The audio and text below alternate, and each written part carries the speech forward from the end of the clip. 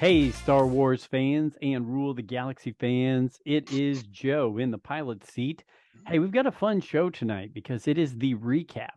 The final episode of this season of Andor came out. We're going to recap Andor, and we're really excited to do it on Rule the Galaxy. We're also doing this over Thanksgiving weekend, so hopefully you're listening to it as you're going over the river and through the woods to grandmother's house or something like that. Put us on, let the kids listen to us. We'll try not to say anything with expletives, but I can't promise anything. So happy Thanksgiving in advance to everybody. And there was also some Star Wars news this week. So Rule the Galaxy's excited to cover that. But as always, please follow us at Rule the Galaxy SW on Twitter and Instagram. Follow us at Rule the Galaxy Podcast on TikTok, just Rule the Galaxy on Facebook and YouTube. Go buy some stuff at Etsy, etsy.com, Rule the Galaxy, all one word, caps, all caps, Rule the Galaxy. DDoc's wearing the sweatshirt right there. Got the logo right behind my head right here if you're watching on YouTube. And last but not least, email us like one of our good friends did here in a minute. We'll talk about. Email us at ruletheGalaxySW@gmail.com, and we'll be more than happy to discuss anything you want to send over, good or bad. We'll take it. We're big boys. But it's episode 182 of the Rule the Galaxy podcast. And like I said, a couple news items, little Andor, whatever stories the guys want to bring. But let's wing it around the room here and start with my cousin, Alfie. Alfie, how you doing? Doing good, Joe. I've had a week off of work, so been doing a lot around the house. Spent the day out on the town with the girls today, so got to go out and do a little pre-Christmas shopping and finish up some stuff for Thanksgiving. Good, good. That sounds like a lot of fun. Plus, you put up decorations, I hear. Yes, I I did. saw, and I think even Mr. Brent passed by those out in your front yard. I even put a new one up today. Just came in the mail. Awesome. Rock on. I'm gonna I'm gonna have to drive past again. Drive past and see if you can pick what wasn't there last time. There Oh, we go. I'll be able to tell. It's will my daughter be able to tell when I drive past with her. So for those that don't know, I'm about 4 blocks away from Alfie. And I saw the pictures in the TikTok and the posts of him putting up the AT-AT, so I wanted to do a drive-by. And my daughter rolled her eyes at me as I drove down. She's like, "Where are we going? Where are we going?" I didn't say anything.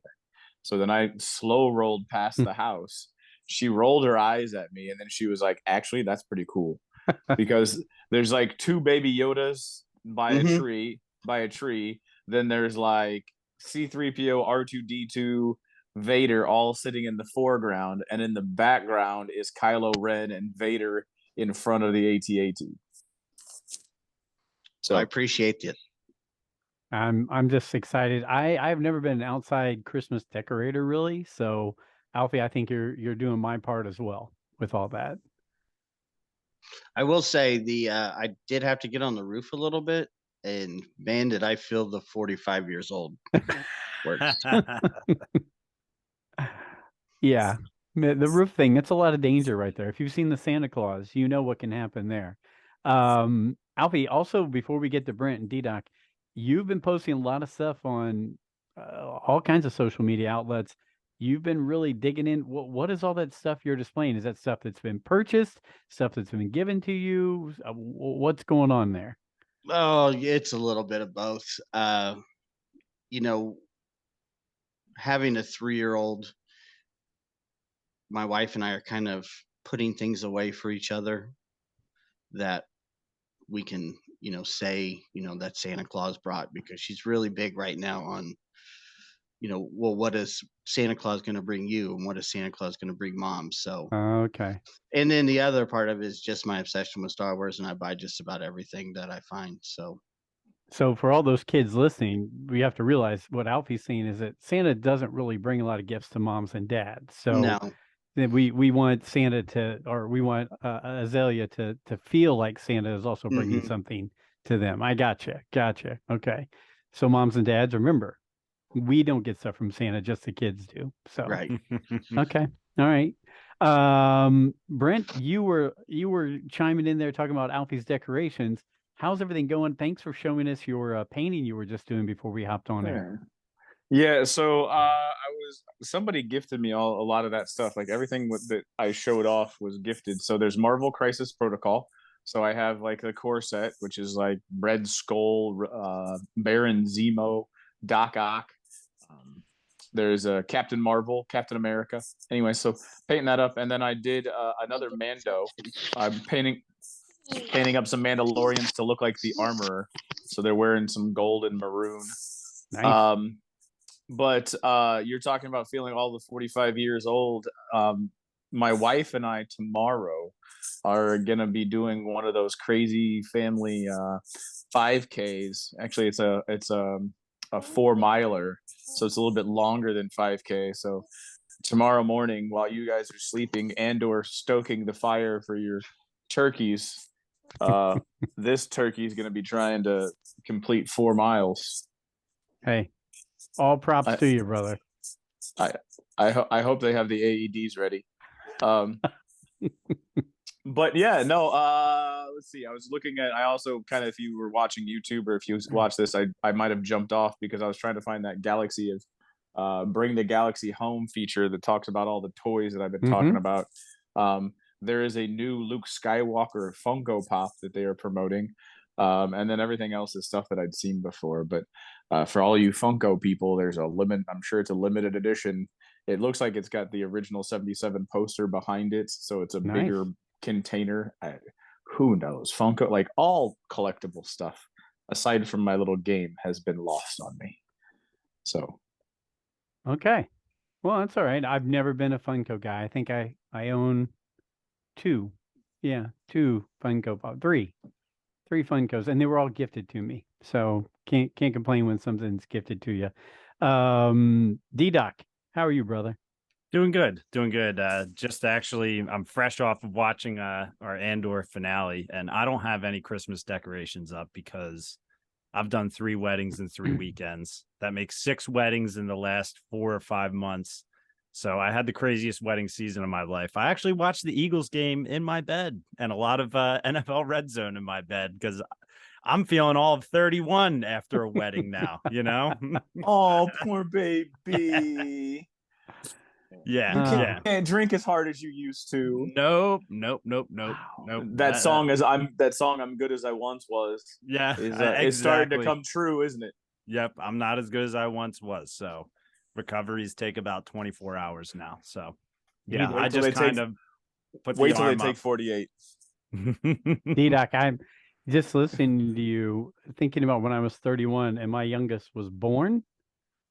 She's now 20, so that's oh gosh, that's a long time ago, man. So I'm probably on the same pace as you right now. I have a 6-7 month old, and then 5 and 4-year-old who I was with all day today because they had off. So I'm very excited to talk some Star Wars with you guys. Well, before we start into anything with Andor, I did want to say, I talked to you guys briefly in our chats. Thanksgiving's come up, and it's right around the corner. And for those of you listening, probably it's Thanksgiving Day or the day after. So thank you for listening and having part of your holiday with us. But is there anything Star Wars related that you guys are thankful for? Something that you're thankful for related to Star Wars as we head into Thanksgiving? And it can be nothing, because right about now, not many people are happy with all the things in Star Wars. I'll go right away. Obviously, you can see from my behind me. I'm just thankful for the creativity of all of it. I love building things that have to do with Star Wars. I love the props. I love the helmets. I don't know. It's there's a lot of things I could think of being thankful for Star Wars because I'm starting to share it with my son now too. Like me and him were doing some Star Wars stuff earlier during the day. So, I mean, I don't know. It's something I'm experiencing that I know that some of you guys might have already with your kids, where it's like, it's just a special thing. It's something that me and my little guy are starting to have together because he's like really starting to get it. Like, it's like every week that goes on, I'm almost questioning whether he's starting to know it just as good as me, honestly, because he's been on that Lego game and he knows the storylines and everything. So yeah, I don't know. Just I don't know. It's something that's just nice to have in your life, and it's just fun. It just makes life more fun, I'll say. I think you mentioned it before. We've discussed it like sports teams, right? Like I've passed on being a Cubs fan and a Steelers fan to Joey, but I've also passed on being a Star Wars fan with Joey, and it is something that um, you can pass it on from parent to child and friend and things like that. So it's good to have that.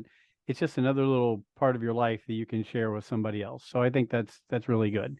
And for me, I'm just glad that it's something that, I've had my ups and downs with it, but I've had 45 whatever years, 46 years of it in my life, and it's been fun to have and be a part of what I'm doing. And there's been times where I've been obsessed with it. There's been times where it's just fun to have, on the side. But yeah, Star Wars is a good thing to have as a hobby, as something to have a passion for, things like that. So yeah, and to be able to pass it on to a child is a great thing. So I was just hopping in there. Alfie or Brent, anything before we hop on and listen to one of our listeners and what they said? Go ahead, Alfie. Yeah, I'm just thankful. I'll just say for this podcast and for you guys, nice little Star Wars family that we get this little getaway, from the everyday life once a week. I agree. It's been a fun little exciting thing to have in our lives. Go ahead, Brent.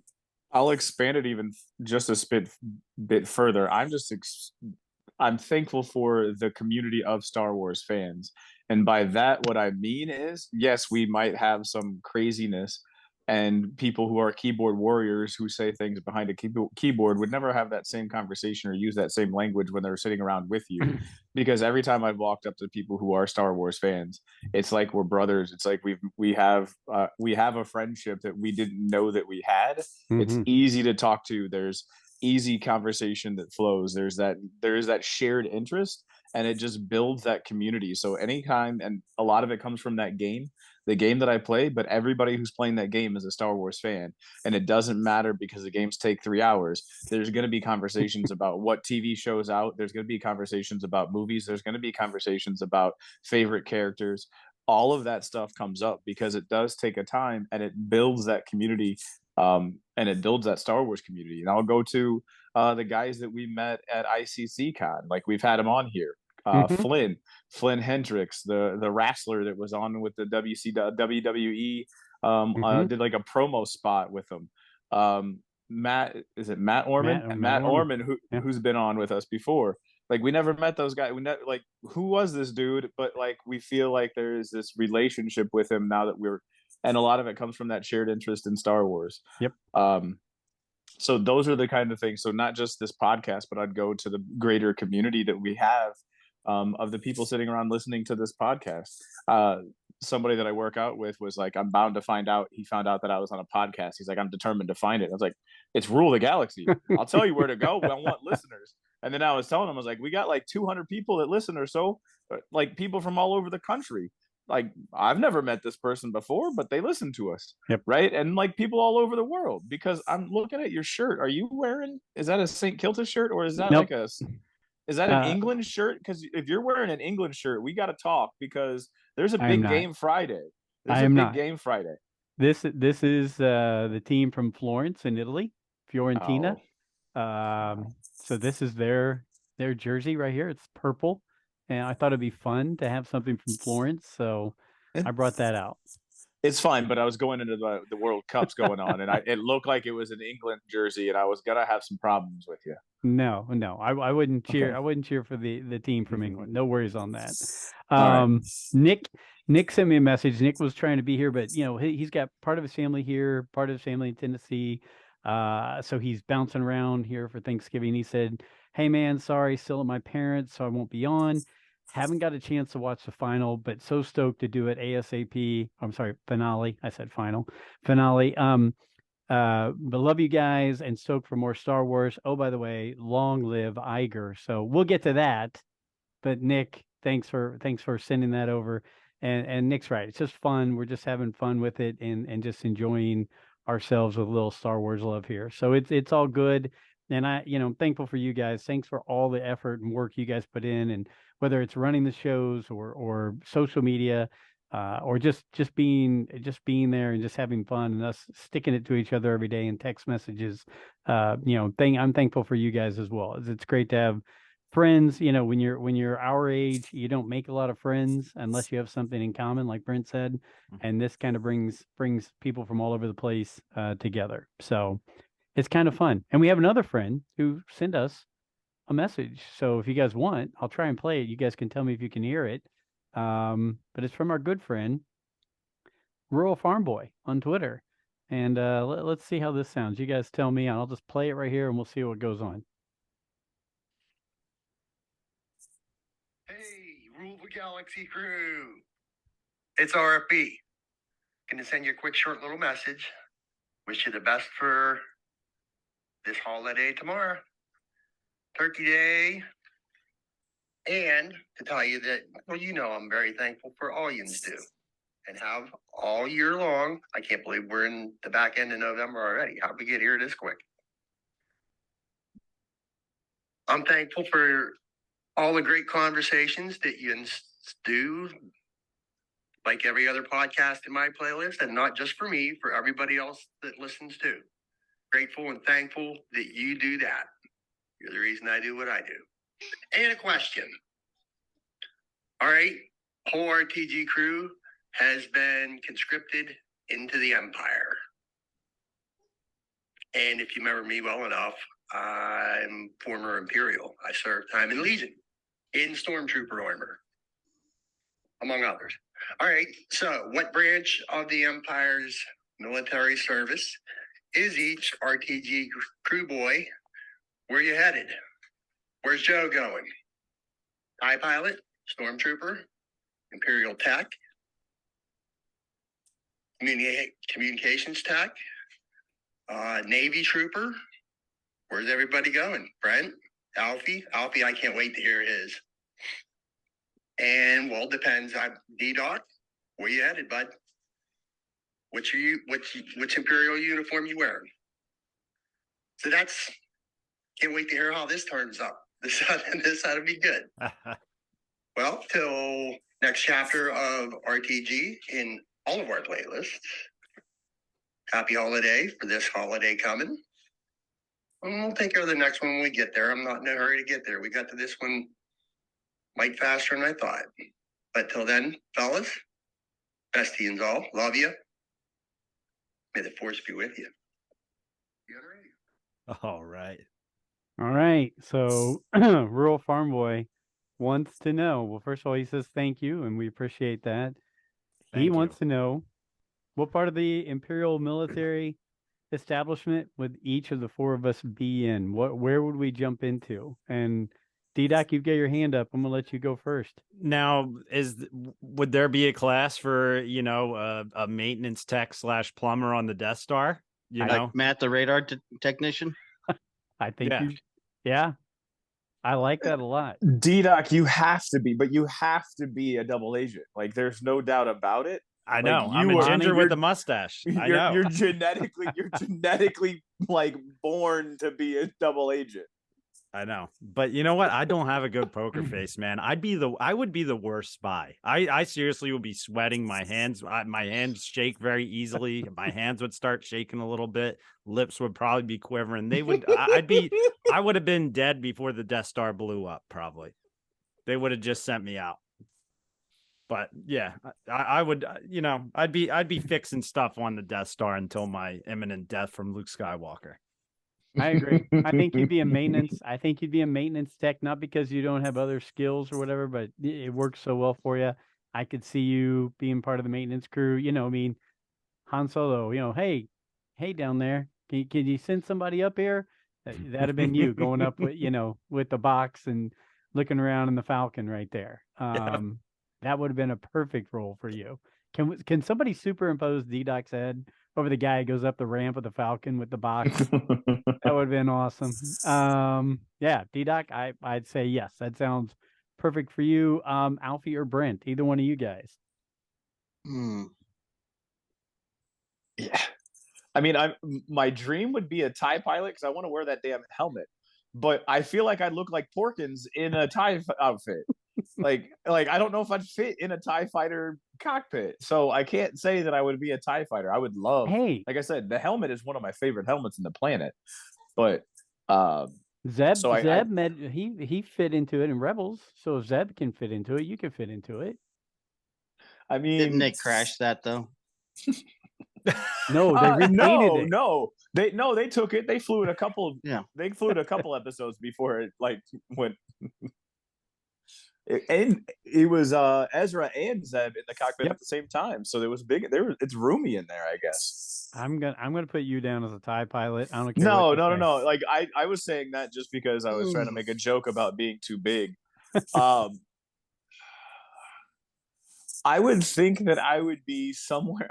I would be in the instructional academy trying to teach the people. I would be like, I feel like that's Okay. kind of the career that I have, and I would want to be as far away from the front lines as possible. So, I thank you to anyone who listens to us that happens to be a service member. Thank you for your service. You are far braver and far bigger man than I am.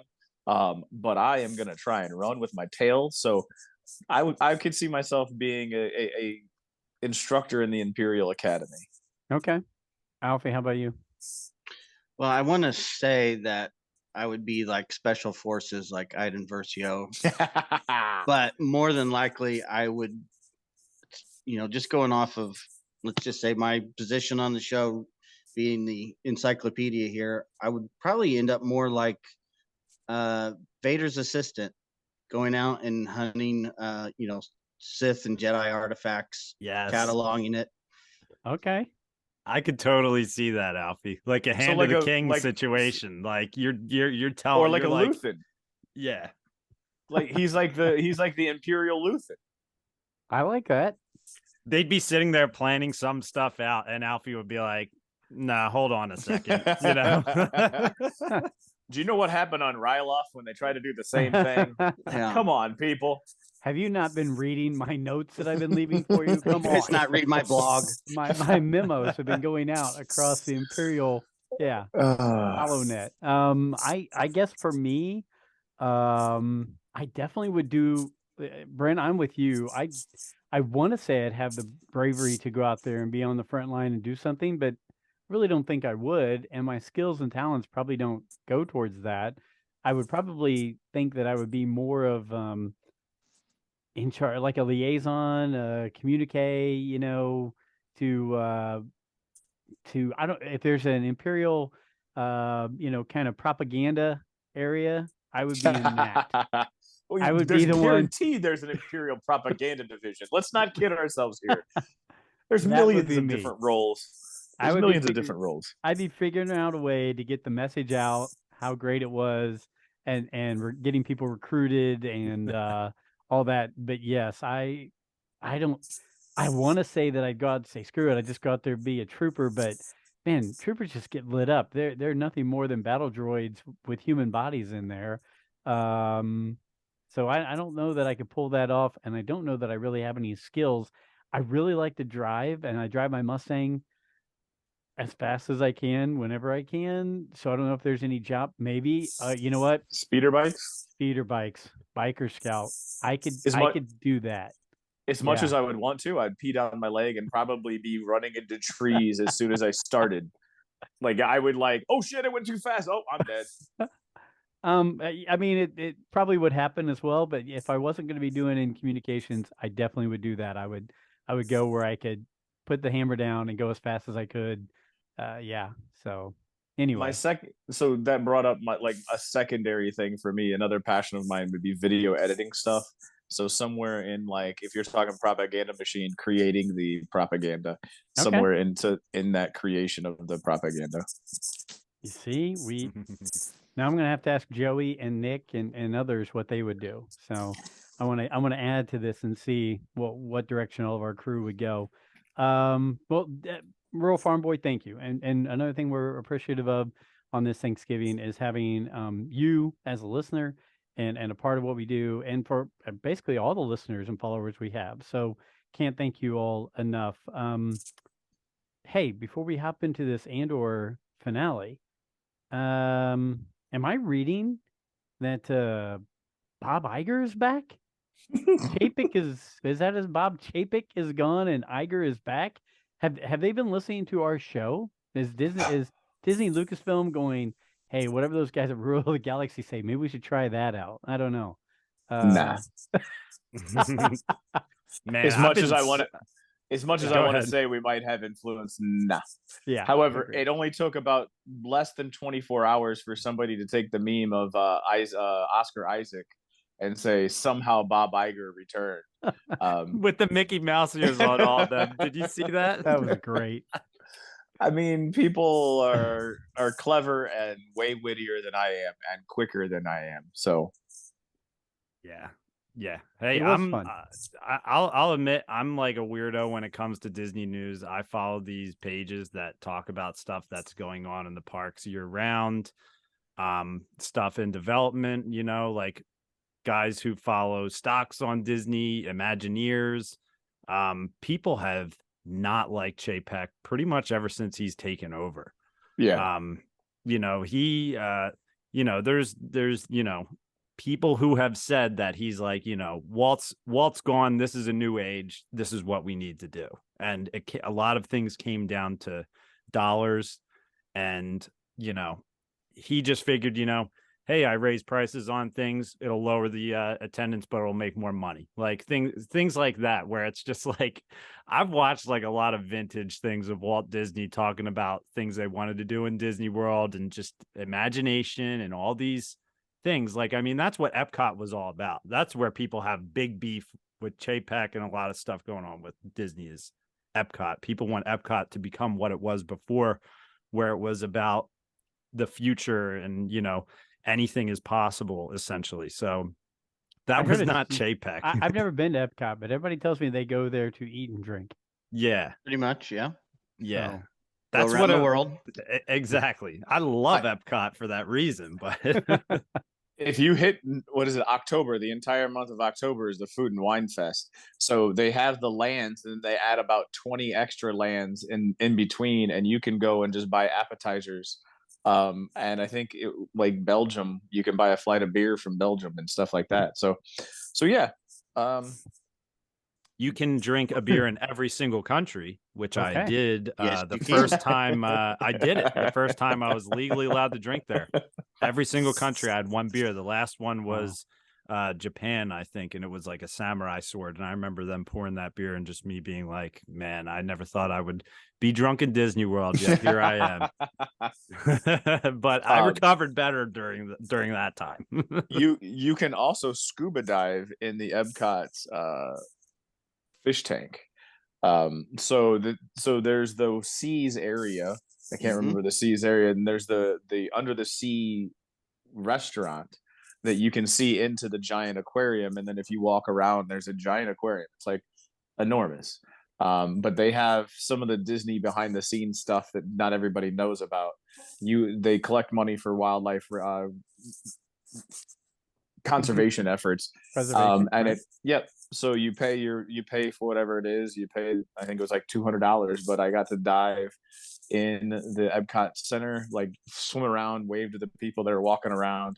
I got to swim over to the people that were eating dinner, and started interacting with them. I was joking around and asking one of the guys, it was like an older group, somebody was eating like a chocolate lava cake, and I started pointing at it, and he was like, that? And I was like, yeah. I shook my head, yeah.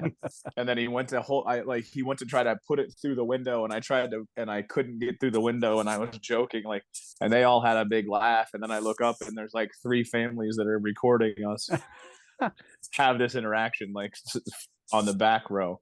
So I was the entertainment for the evening, scuba diving in that tank. I mean, it was also about 1.5 feet away from an 8 to 9 foot tiger shark. So, because he just kind of patrols the bottom, and as long as you don't get in his path, you're all good. Okay, so we've hit on the imagination of Epcot. Alfie, what are your thoughts on I this take responsibility for that turn. Iger and Chapek thing? Well, I mean, we keep, beating this dead horse, but that this big loss at the hotel has got to be, some of this you just look at this thing and the money that they put into it and not getting back. That's got to be a really big financial loss, and I would think it would play into the decision to, switch the heads of this company. Big investment. Go ahead, Brent. So the couple things too, I agree. I do think that has some impact. There's a part of me that feels bad for Chapek because he did have to deal with something that no other person has ever had to deal with at the Disney Corporation, and that's a worldwide shutdown of your park for 9 months, and then trying to slowly bring it back. And they were losing billions, if I remember correctly, a day because of the park being shut down. So I feel bad in that respect. But I think the hotel was one thing. I think the other thing is Iger's big thing is Disney Plus. He spent a lot of Disney money to buy Marvel, Star Wars, and 20th Century Fox, and for the development of the platform. And I don't know if it's making or if it's on the right path or wherever it's at. I think there was some fear that it wasn't going to meet its expectations. So they wanted Iger. I'm sure they went to him and brought him back in because this is his baby, to put the baby back in the right track. And I think it's still not making money on Disney Plus. I don't think it wasn't scheduled to make money, right? So like they knew they were going to be operating at a different deficit. You got to spend money to make money. I think they didn't expect it to be a profitable thing until 25, but I think the estimations were starting to slip even further past that. Okay.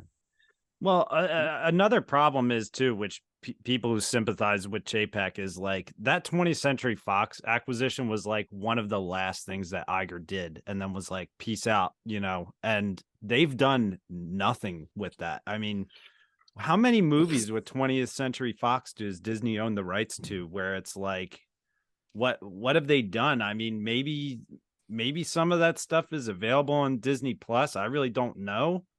I don't know if any of you guys could even tell me, but I don't think they. Yeah, I mean, they got The Simpsons, but like, which is huge. The Simpsons are huge, but I don't know. It's like you got this thing that you spent a boatload of money on, and what are you doing with it? It's like, obviously they got Marvel and Star Wars, and they were like, let's go, let's roll here. 20th Century Fox, it's like, hey, a new season of Simpsons is coming out. Like, I see that stuff on Disney Plus, but I don't know. It just doesn't seem to. I don't really understand why they did that. But I don't either, because the franchises that they bought are so played out anyway. I mean, yeah, another Fantastic Four movie. Great. So it's going to be a third reboot of the Fantastic Four. How many X-Men movies are there? So, you're kind of limited on, do you start over or do you keep the storyline going? Where do you start? I don't know. And it is kind of weird that none of those are on Disney Plus yet. You think you would want to start, using those to try to get some of the money back. But then again, I mean, do we even understand how Disney Plus works? I mean, financially, I don't know. Well, not only that, they're going to change their pricing, right? Yep. Right. So pricing already went up. I already got hit with it. Okay. So, but then like, if you want to keep the commercial free, you can have you pay a higher rate because they're going to make money because it wasn't making as much money as they wanted it to, and they weren't getting subscriptions. They're going to bring in revenue in another way. And so they're bringing it in through the ad. So you have ad tiers now that you didn't used to have. So, I mean, I don't know. It's such a weird thing. Disney is technically, it's basically a world power. You have parks in France, in Japan, in China, in California, Orlando.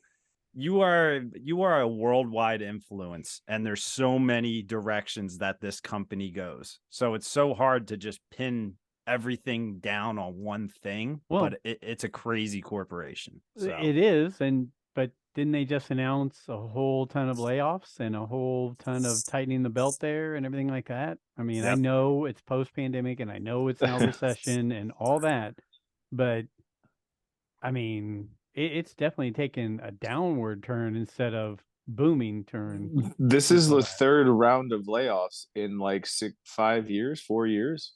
Yeah. Because they did one right before the pandemic.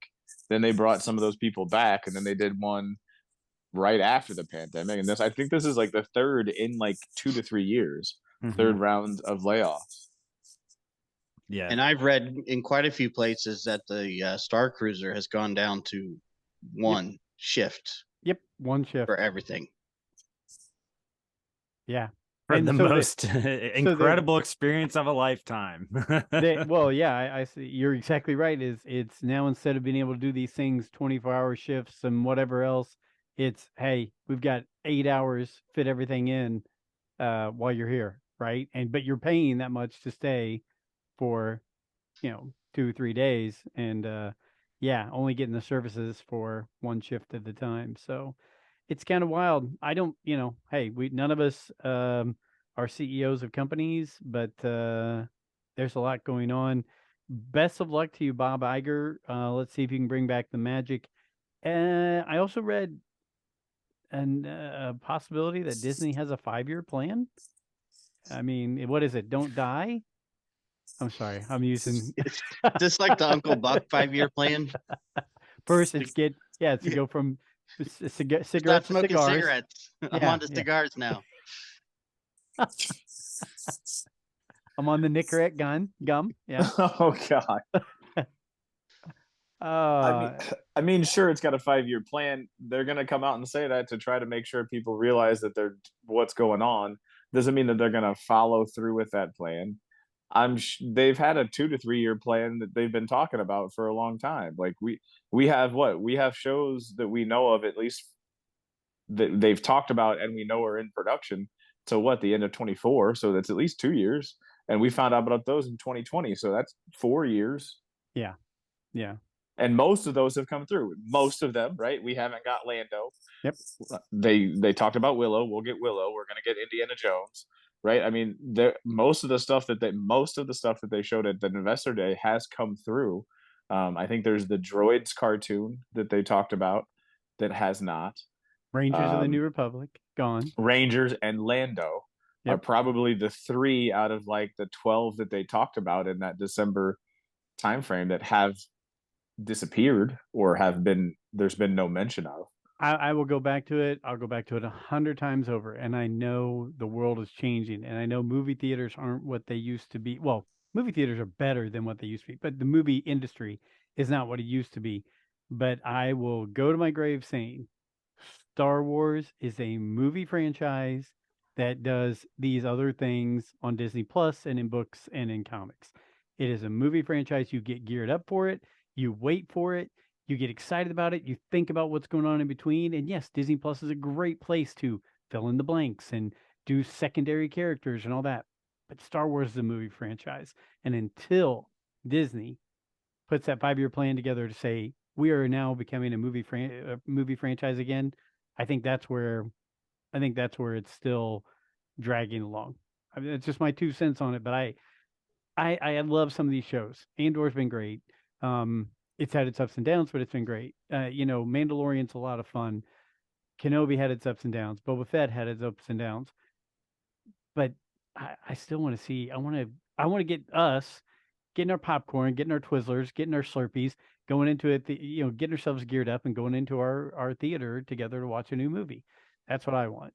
So I don't know. Go ahead, Brent. Another thing is, if I understand the reports that I've read, Bob Iger is the reason why we have the statement somehow Palpatine returned. Because I believe he's the one that said put Palpatine in it because the fans will like it. From the stories that I've picked up on, I feel like that was a statement right before he was leaving was when that came out. Like that was one of his like last things, and I think he was talking about we need to get the people back to get the money back. Am I right? You are. And what I think is, and what I'm hoping for is, it's almost like when you have that NFL coach who leaves and does commentary for 1 or 2 years, who might have had a little bit of, hard time. And then they see it from the outside and they're like, oh, okay. Like, I've heard a lot of coaches say once you step outside of the game and look at it from outside, you see things differently. And that's what I'm hoping maybe he'll do with Star Wars, because like I'd posted on Twitter, like, to me, this is huge for Star Wars, because Iger was getting pictures taken in the Millennium Falcon with George Lucas, making that purchase. Like, he knows what Star Wars is and what it can be.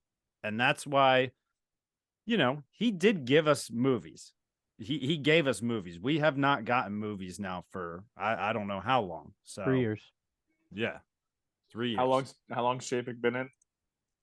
I think maybe 3 years. Yeah. Just coincidence? Yeah.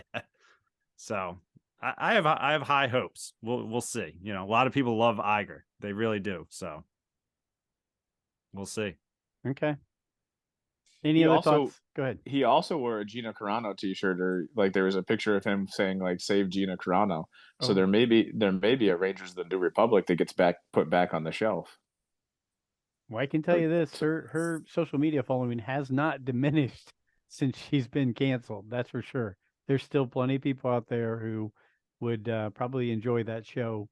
There'd be people who would boycott it. That's fine. There's people who boycott everything. But if he's wearing that, you never know what could happen. So, Alfie, DDoc, any other comments on that stuff before we head over to Andor? I just hope he turns it around. I want to see Star Wars in a movie theater again. I agree with you completely. Series are great, but for the most part, TV series are forgettable until the next season. You jump from one series to the next. Do you really remember anything memorable from the countless TV series we watch? Not like in a movie. Yeah, I agree. And it's give me Star Wars in theaters with a scroll, no matter if it's a playoff or not. Put a movie scroll. That is your thing. That is like that is, it's like how people talked about how Disney was crazy for changing the voice of Buzz Lightyear. Put your movie scroll, even if it's not for the trilogies or whatever, because kids sit in the theater and see that. I mean, they see that movie scroll and they're just like, oh my God, what is this? Even if they can't read it. Anytime the scroll comes on, my son will yell for me, come read this to me. Like he want, people want to watch that. It's a genius introduction. Bring the scroll back, bring the movies back, bring the magic back, as Joe said. We'd have no problem, especially now with having Disney Plus, taking Rogue One, taking the Solo movie and adding a scroll to the front of it. It's some writer could write it up and have it go on and be added onto it, and it could be just like that. So DDoc, I will back you up on that one. I agree. So we're talking about shows, and we're talking about how they could be forgettable, and we've talked about the ups and downs of this 12 episode season of Andor, where there's been some where we're like, am I awake? Am I asleep? There's been some where it's been a lot of talking and no action. But here we were at the finale, Rick's Road, number 12 of season 1. And we always do it this way. Just go around the room. Let's talk about any topic that goes with it. I will start by saying I loved how the music ramped up, how the hammer ramped up, and how you had almost a Gangs of New York setting of the Empire walking one way and the people from Ferrix walking the other way until they met in the middle of that trap on Rick's Road right there. I thought that was great to have the black and white Empire, the colorful people of Ferrix coming together. And then, I was up and down on the Marva character, but I enjoyed her speech, and I loved that Luthen was there to see that speech, that spark. And we'll go more in a spark about Cassie in there, but I really enjoyed this episode. I really want to see where season 2 goes now. I mean, I think they did all the right things, ramping up to where season 2 should have all these payoffs leading into Rogue One. So what were some of your guys' thoughts, things that stood out to you about episode 12 of Andor? Hit me with anybody. I mean, Alfie, I'll go Alfie, right are you in. awake? Yeah, I'm awake. Okay, go ahead, DDoc. I'll jump right in. I was actually trying to tune up the opening scene of Gangs of New York, actually, because I had seen you text something about Gangs of New York today, and I knew exactly what you're talking about. Although this was kind of just like trumpets and trombones, kind of just going like, Yes. brr, brr, I was thinking of that flute that's playing in the beginning of Gangs of New York when we're going to that opening standoff. And yeah, it was like the 5 Points standoff. Yes. Gangs of New York, me being, Ginger Irishman. It's one of my favorite freaking movies. Yeah. Yeah. Bill the Butcher, Leonardo DiCaprio in that. It's a freaking amazing movie. I love that movie. Yeah, to me, it went right along with the way this show has been going. But to me, it had a nice, strong build up in it, leading to a great season 2. I thought there was great special effects and explosions in this episode. We didn't get to fully see all of our characters' storylines technically conclude, because we're going to see that in season 2. We got a 12 episode show. We got 12 more to come.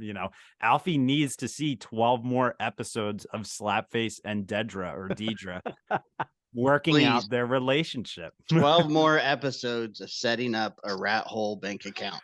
Please. That's what I need, is more of this bank account nonsense. Hey, she did a great job today. I was like, it took me a second, and I was like, because I thought it was real, and then they focused on her, and she kind of didn't do a smirk, but there was this little smirk of I know they're listening. Anyways, I don't want to go. No, you're fine. Bring that up. Hit it. I mean, it was it. I have that written down. When it went away, I was like, "Oh, that's clever," and I mean, it was clever. It was 100%. So, but just saying, this could have been done 6 episodes ago, and absolutely nothing in the story would have changed. I don't disagree, but I do think that it was clever how they decided to fix it, how she decided to fix it, because she knew she couldn't figure out another way. But I'm going to fast forward to the end of the show. She still goes through with the betrothal. Mm-hmm. Well, I don't know if she goes through with it, but she still goes through with the meeting, right? Her daughter all he said he wanted was a meeting. Correct. Her daughter didn't look upset by it. Her daughter's been planning. Wants it. Yeah. Because she was doing the little chant in the previous episode. Yeah.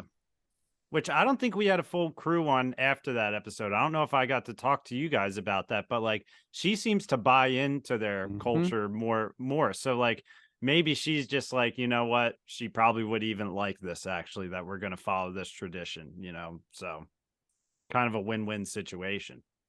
Plus the kid had a nice haircut, he looked good.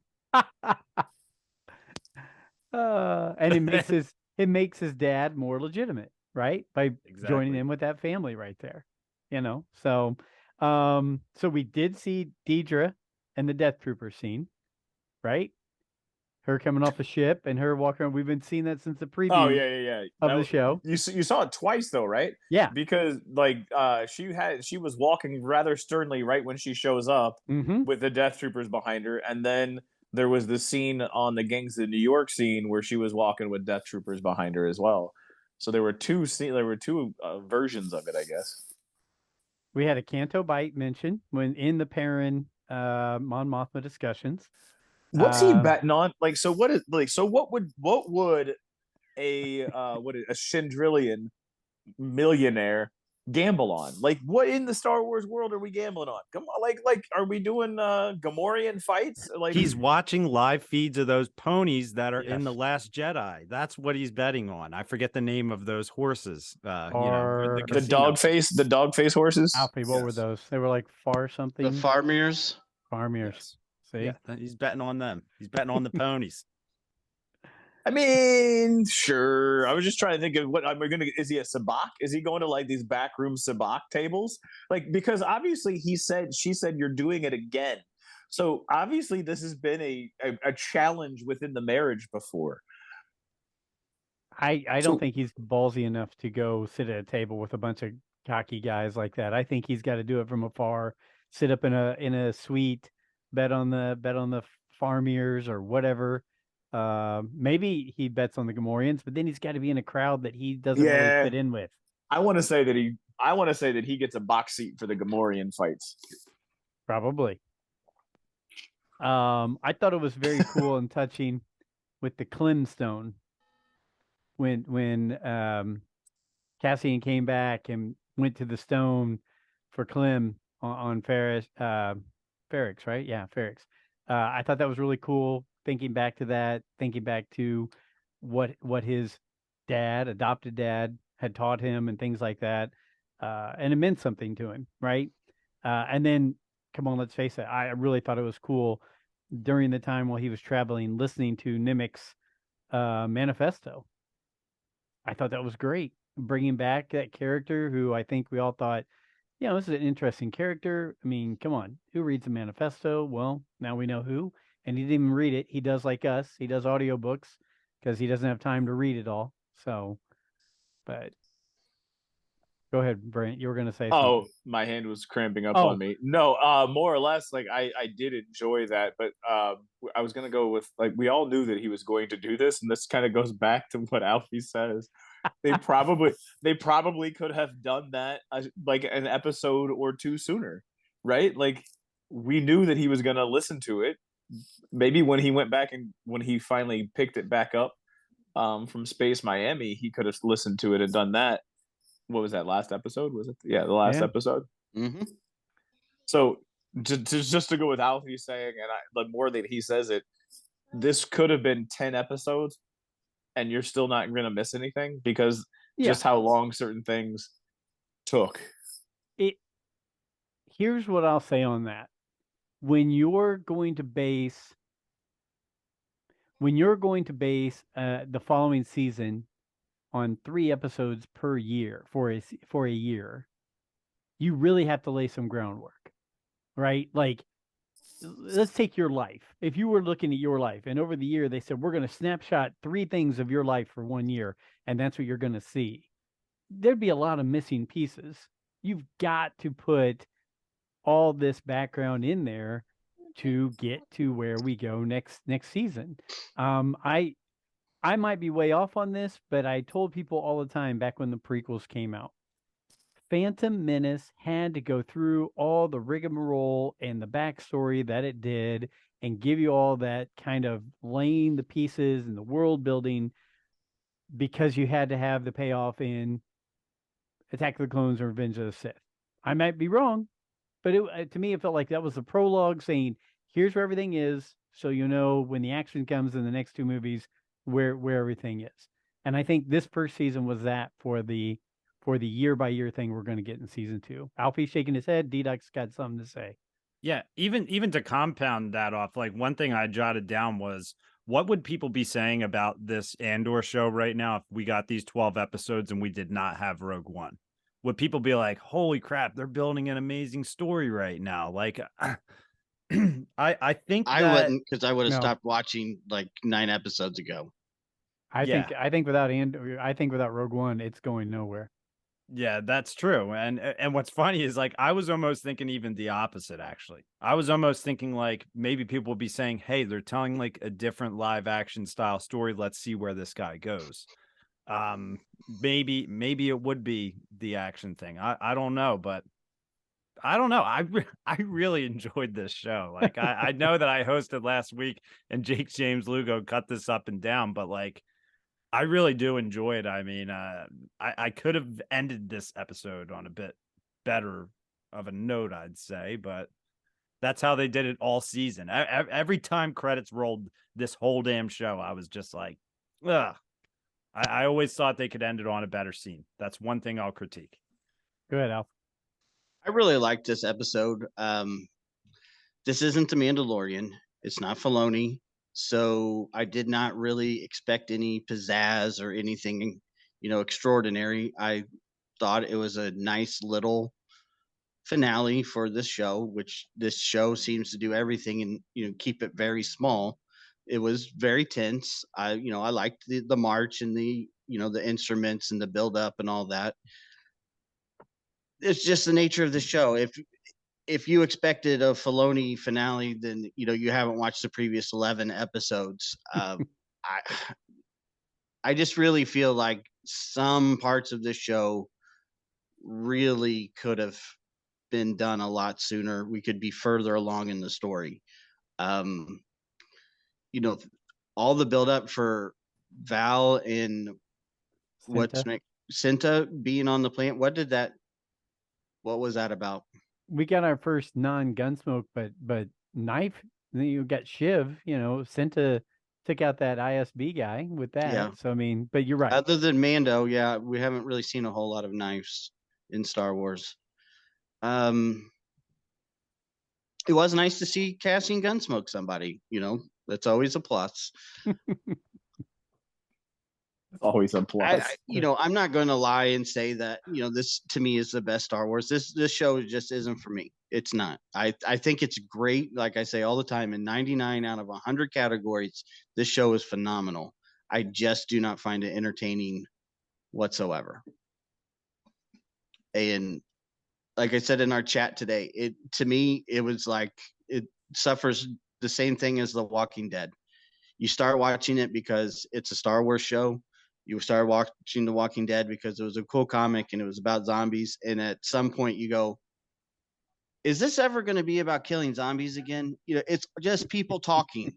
That's all it is people talking nonstop. And I think it just needs at some point to embrace that it is Star Wars and stop with the, hey, here's a stormtrooper. So, it still is where this is still in the Star Wars universe. At some point, it has to be a little bit Star Wars. So Right.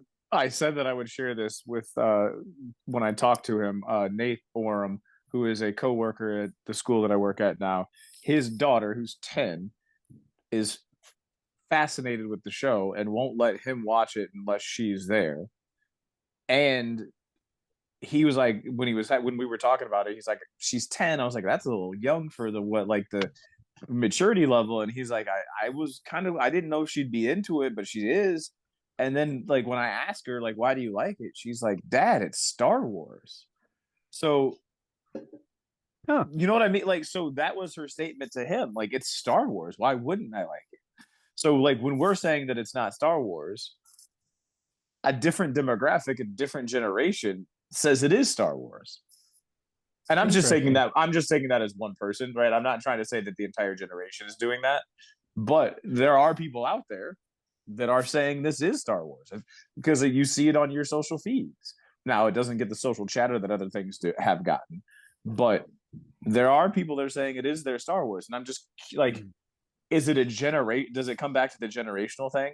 Does it come back to us wanting some surprise twist ending? Does it come back to people who have never really had a movie experience because movies aren't that big anymore? And to them, they only know Netflix series that are long and drawn out. And first episode is great. Last episode is great, but you got to watch all of them to get the whole story. I like that. That's interesting across the way, Brent and Alfie. I mean, I look at it and I think, it's something as simple as I was talking to a person who runs a company that has, people are on computers all day, all night, and a lot of interaction. And they put a bunch of people in one room who were in their 20s and said, we've got this big project for you to do. And all around the room, they had these big Macs, right? iMacs, big screens, like almost TV size, and keyboards right in front of them. And they're like, we need you to start on this. Okay, ready, go. And all the people in the room turned and picked up their phone and started doing this instead of going to the computers that they had put into the room for them that were the size of a, big TV screen and working on them because of a generational societal thing, right? Like, I don't feel as comfortable ordering things and doing things off my phone as I do off my laptop. But my mom and dad, I'm sure they do. They want a freaking catalog probably to order stuff off of, right? But my kids, I mean, everything they do is, I'm just going to order it real quick right here, boom, boom, boom, and they're done on their phone. I'm like, I don't feel as safe with that right there. But it's the same thing with what you're saying, Alfie. I mean, you've got a whole generation of people who their attention span is shorter. They're they want something they can sit and watch in their house, like Brenna said before, to where if they've got to go to the bathroom or get something to eat, they can go do that and enjoy that. While we're the generation that was like, it was a big event to go to a movie theater and you planned out your day and your week or whatever till you were going to go do that. So it might be hitting on all points.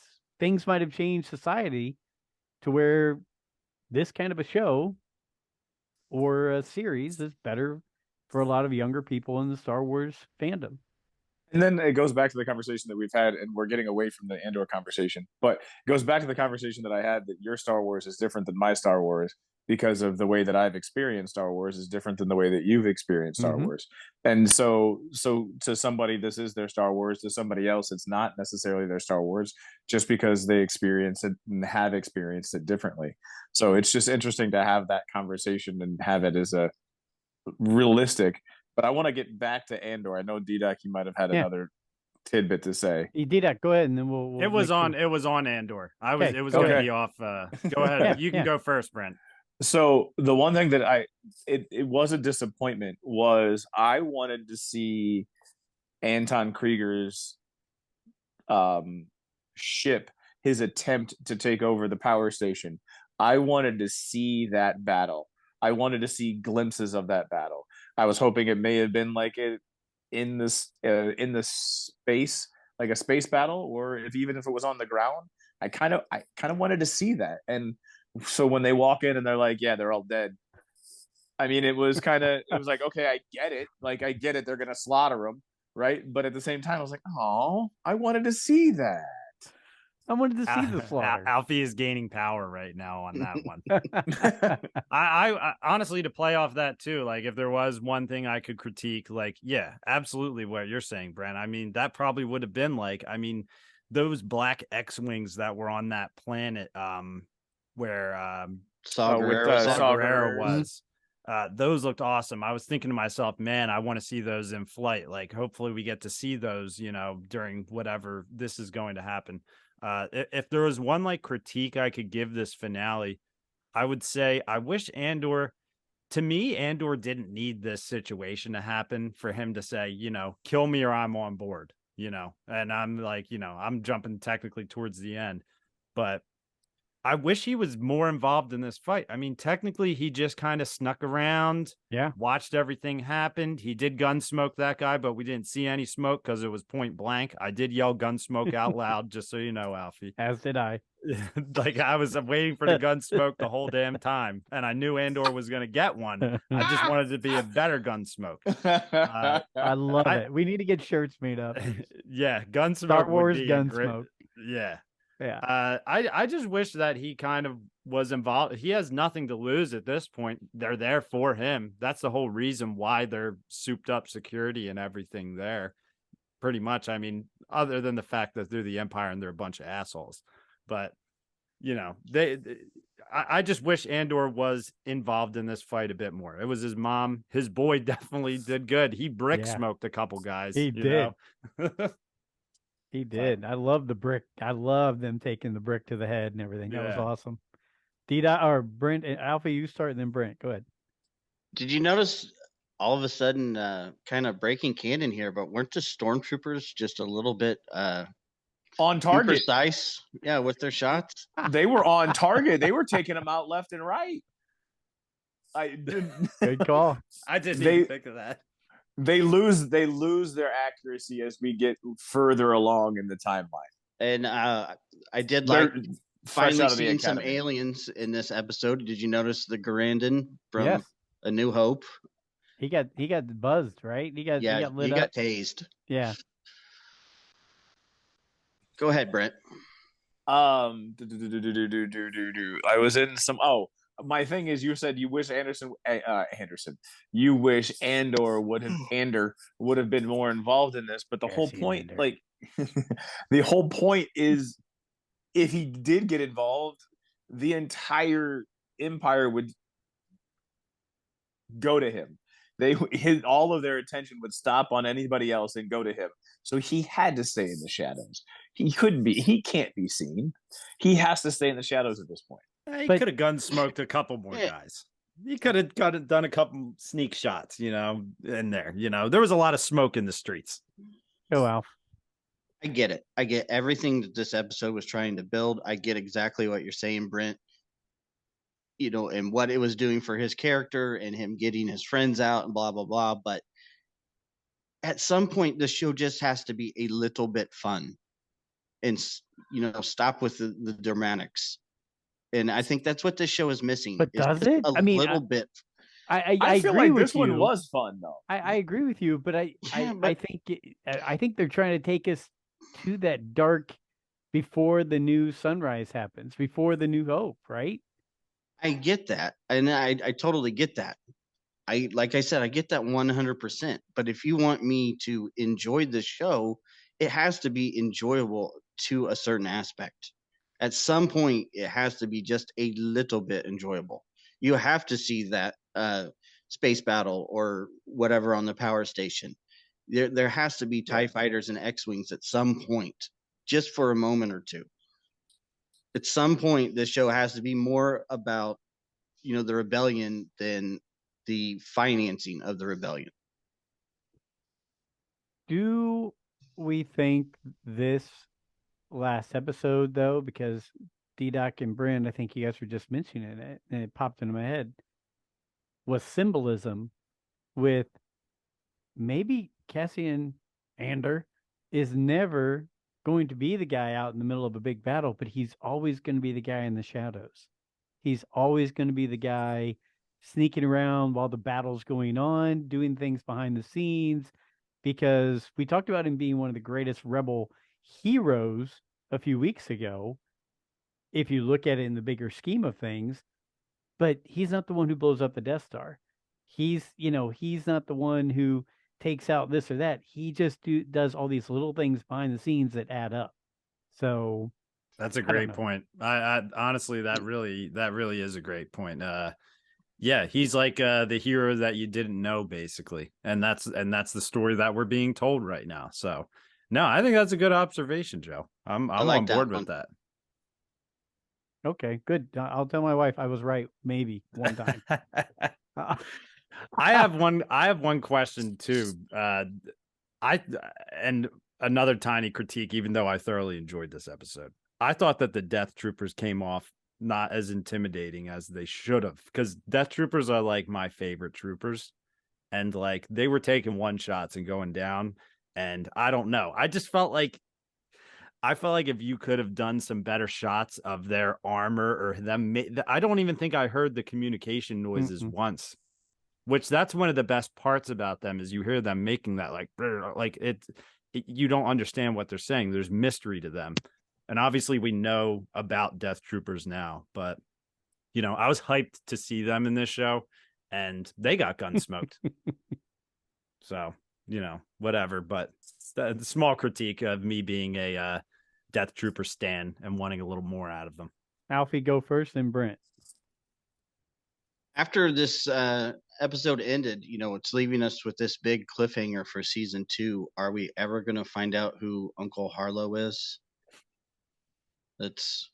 I want to know who Cassian's sister is. That was another thing that from was a coworker. Who's Mhm. Cassian's sister, and why did we start off getting why did he have to go gunsmoke 2 security guards because he wanted to know where his sister was? Like, shouldn't they be trying to pull that in at some point too? Agreed. Both good points. I'm going to say the Luthen is Harlow until I hear different. I want to bring it all into craziness. Bedlam everywhere. And then, No. I really thought the Lonnie, Kylo it's Ren Lonnie Harlow and Rey relationship couldn't be topped as far as awkwardness, but this Cyril and Deidre, that was just hard to stomach right there. I have some comments, but I have to save them for the After Dark episode on that. Wow. Okay. It was weird when they were sitting there face to face like that. It was at that awkward stage, right? Yeah. They're both trembling a little bit. They're both, I was like, they're just going to go straight up open mouth kiss right here. Fortunately, they didn't. As crabs blowing up around them. It's just awkward. And it keeps getting more awkward. It's love. It's oh my love. God, look at it. DDoc on YouTube sharing the Cyril, Deidre love. That's the stalker. That's the stalker Cyril Deidre image. The stalker Cyril. My statement was completely just another take, was to anyone who's a Rebel fan, fan of the animated series, the cartoon, Rebels. I really loved the mirroring, I guess, if you want to say it. It reminded me a lot of Ezra talking to Luthor. So Ezra is on a hologram that's about the same size as Marva, as Marva. He's basically saying the same kind of thing, that we have to rise up and the time is now, and fires up all of Lothal, and some surrounding systems. And Marva basically does it's a very similar scenario. And if I'm not mistaken, it's close in time to when that happened in the Rebels, if you're looking at timelines. So I just really kind of liked that, how they matched, and how the symmetry of that, I guess, remind me a lot of that scene in Rebels season 1, I think season 1. I can't remember if that's season 1 or season 2, but you're exactly right. That was very similar, and it just shows you what's going on around the entire galaxy, and it takes little things to stand up like that all around. So, Alfie, DDoc, any other thoughts? I did find it interesting that Cassian tracked down Luthen at the end. He knew where he was going to go park the ship, so there he was waiting for him. The whole kill me or take me in kind of thing, Luthen ends up obviously taking him in and giving him that smile. You know, he kept telling everybody he wanted him dead. He kept telling everybody to take him out, so he didn't say anything. But do you think he finally, I mean, obviously he's going to take him in, but was that right there the moment where he said, okay, he's now with us. It's happened. The spark's been lit. I think so. Okay. Yeah. I mean, definitely. he was willing But they to can't kill him. Well, we know that he can't kill him, right? But at the same time, in the story, if you're going through the story, like if you're just being introduced, at this point, Cassian has nothing left to lose. So it doesn't matter if he dies. So either I'm going to join you and become more of a pawn for you and do more work for you, because you obviously recruited me. Right. So you obviously think I'm valuable. Either do that or do what you said you were going to do and kill me, because I have nothing left. There's nothing left right now. Mom's gone. I don't have anything left. So do it or make me, give me something to do. Give me a purpose. Yeah. Hey, real quick, the young kid who threw the bomb, does he end up in Rogue One? His face looked very familiar. Was he on the ship that went to Scarif with him? I feel like he was one of the guys in Scarif. Alfie, I know you're the guy you're talking about. I would have to look up their names, but I feel like he was one of the ones on the ship with the pilot, who I'm blanking his name, at the Brody? end. Yeah, before that ship blew up. So double check that for me. You're good at that stuff, but he just looked really familiar. So that was just something I wanted to bring in there.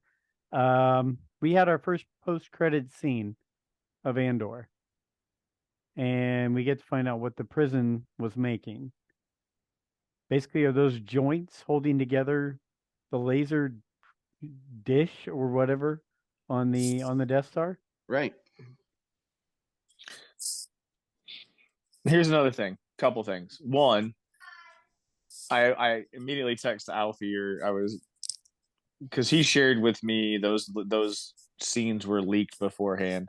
Mm-hmm. And I expected when they panned down, because it wasn't on this, I went back and looked, it wasn't on the pictures you sent me. I expected to see a less put together Death Star. Like I was expecting them to be still building the Death Star, where it looks like it's already put together and they just have to put the dish in. Right. Well, they had to build the laser and the dish, put it together. There were multiple pieces suspended there that were being worked on. Right. And if you watched Rogue One, Tarkin is looking out the window of a destroyer as they're putting and attaching that into it. Now, if we're following the story that we know, that's 4 years from now. So think it takes 4 years to put the dish and connect the dish. it comes down to the kyber crystals. They probably can pull that thing in and out, right? Because they didn't have the kyber crystals at that time that they needed, right? They didn't have those until right before Rogue One. When they were stealing them from Jeddah City. Yep. Go ahead, Alfie. I would agree that they probably took it, removed, and replaced it because I did some extensive reading on the Death Star today. There were multiple tests that were done before Rogue One, and it was not powerful enough to destroy a planet. So were those like solar panels essentially that they were putting on it then? I'm not 100%. Was Tarkin smart enough to get a Republic tax break on it and say he was using green energy? I don't think so.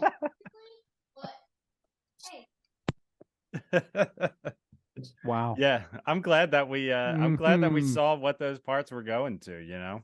Yeah. Now, to your point, Brent, most of the Death Star was completed before that, and it was done so because they were using the Geonosians to build it, even after the end of the Clone Wars. And there was a interesting little thing. I hadn't really read this, but before, Geonosians die off if they don't have work to do. So they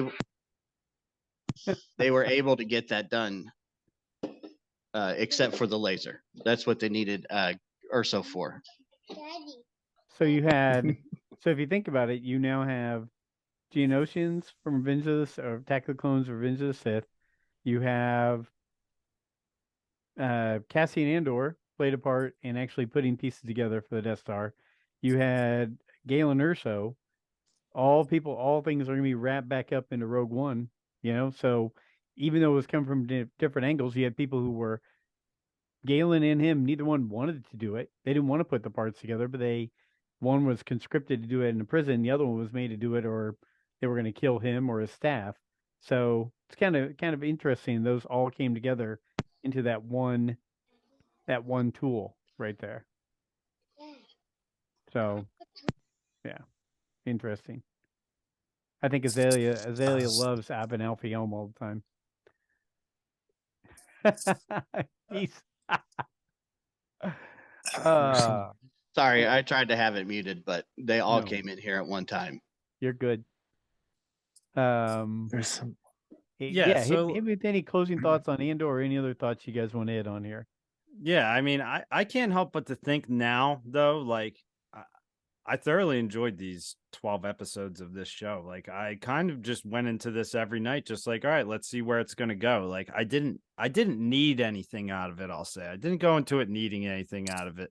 But when I hear some points like Alfie has made and stuff, like I can totally see that, you know, like I definitely understand some of these points of people who have critiqued the show a bit more. And I've had a couple critiques tonight.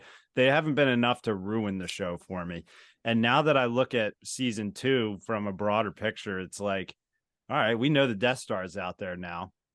Everything that happened on Ferrix is going to be, the story is going to be told, you know, similar to what Andor's, you know, roommate at the prison said, you know, people need to know about this. People need to hear about this.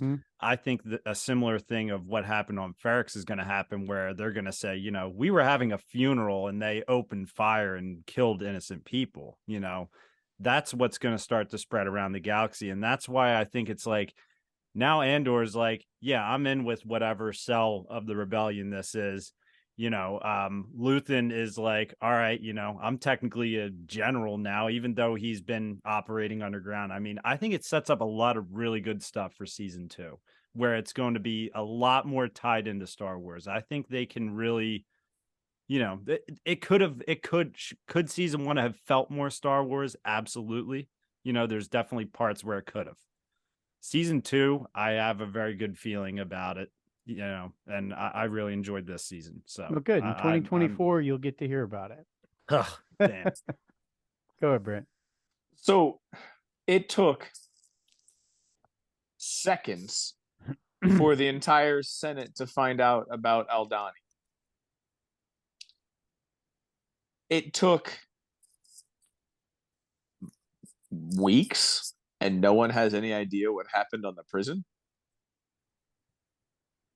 Because Well, there's but that's been tied into the Death Star, so they would suppress any news that what happened on the prison. okay, because the same statement that they had at the very beginning of this is that there seems to be an increased number of shipments to Scarif. Right. Right, because that like everybody's like they're increasing the shipments because they're taking parts. Okay, so that then I can hear you on that. Now, are they really going to find out about what happened on Ferrix, or are they going to try to suppress that because that's going to give them? It's going to is did they learn from the Aldani to put the propaganda machine in to try to suppress as much negative information about the Empire so they can still look like they're superior? Right out. I'm going to tie this into one of our favorite topics to talk about, and this is The Last Jedi. The First Order controlled the entire galaxy, and somehow three kids who worked in the stable knew exactly what happened with Luke Skywalker in the walkers of the First Order's army. So it will be more word of mouth than the story will pass upon the downtrodden of the universe. I like it. Word of mouth. All right. The spark. It's the spark. Right. That's lighting the rebellion. Okay. I agree. All right. Well, guys, I think we covered the Andor series pretty well. I'm gonna try to get some people on soon to get their feedback on it now that the season's over. So hopefully I'll get some people to just come on and give us their thumbs up, thumbs down, or their thoughts on it. And I really haven't planned much else between now and the holidays, but we'll try to do some shows, get them lined up, and everything else, so we can dodge holiday stuff and all that kind of stuff coming up over the next month or so. Brent, I'll go start with you. Any closing thoughts before we break camp here? Well, so I'm thankful for the community because there's a group of about probably 4 or 5 teachers that know that I'm pretty Star Warsy, so they come and have conversations with me about it. So that's awesome. 2, I would put Andor for me as if you, and this is for just on the streaming services, is somebody put that out there before. I would put it more or less behind the Mandalorian. So Mandalorian, and then I put Andor as my second favorite out of the crew that we have right now. The other ones are kind of, I would say, distant because those two are probably the best out of the whole lot. Sorry, I'm having hiccups right now, but that's okay. So yeah, so I would put it as a number 2. Like, I'd give this. I think I called Boba Fett like a B. I would call this an A- because I said it's better than Boba Fett. Like, an 8 to 8.5 out of 10 is where I would call the Andor. It had good things. The more that we talk about it, the more Alfie's points come true, and you probably could easily pluck 3 to 4 episodes out of this to make it run faster and maybe make it more entertaining. But yeah, there's where I'm at. Okay, good. DDoc? Yeah, I mean, pretty much I can reiterate everything that Brent said. He pretty much hit my summary on the head. I'm right in lockstep with him on it. Thoroughly enjoyed the show. I enjoyed that it was longer, 12 weeks. I mean, could have been, or well, I guess it wasn't 12. 9 weeks. 9 weeks. 9 weeks. Could there have been things plucked out? Absolutely. But, and also I started Ted Lasso, Joe. I give you credit for that. And I absolutely love that. And that's related to Star Wars because he was one of the scout troopers. Correct. In The Mandalorian. So that's related to Star Wars. Credit to you, Jack Harvey, and my brother, and everybody who's been asking me what I'm waiting for to watch Ted Lasso. Season 2, there's a couple references in there too, so just be ready for that. Yeah. Star Wars references in Ted Lasso? Yeah. Yes. Oh my God, I'm gonna love it even more. I've only watched 4 episodes. Me and my wife are watching it this week. I'm just like 4 episodes in. After each one, I'm just like, this show is the best. Let's watch another one. And it's like, we buzzed I said man.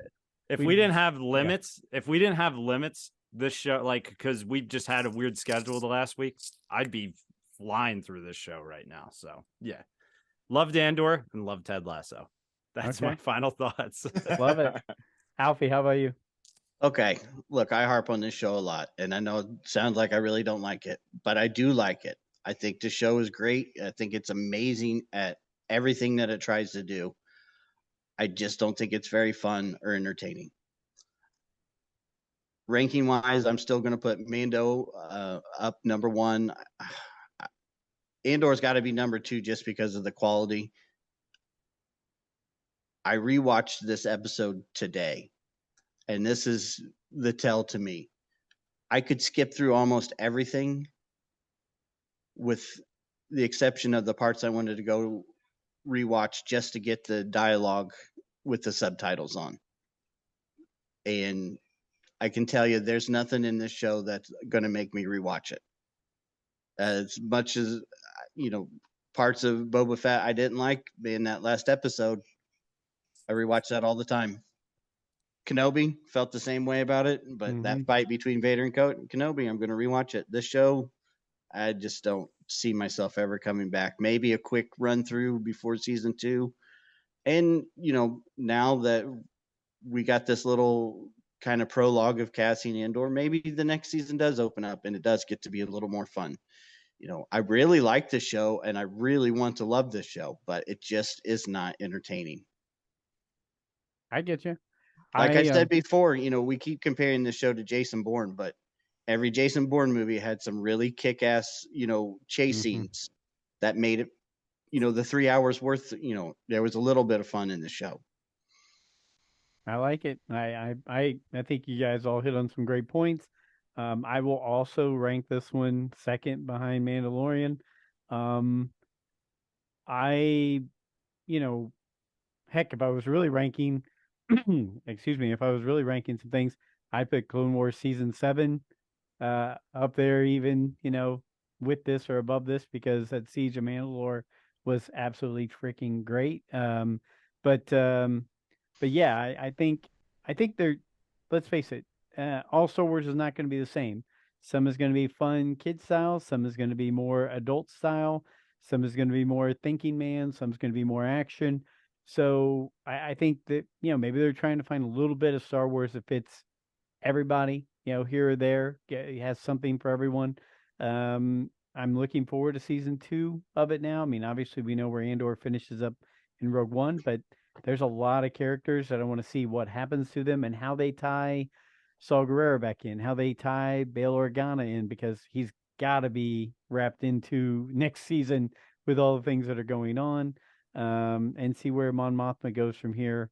So it was a good overall show. Enjoyed it, and yeah, we'll see where it goes. But guys, like I said, this is our Thanksgiving episode. Thank you guys so much. Thanks for all that you do for the Rule of the Galaxy show and our social media and interacting with all of our listeners, everything like that. I can't thank you guys enough. Go enjoy some time with your family. Brent, get that run out of the way and then go relax and have some good food and be with family. And,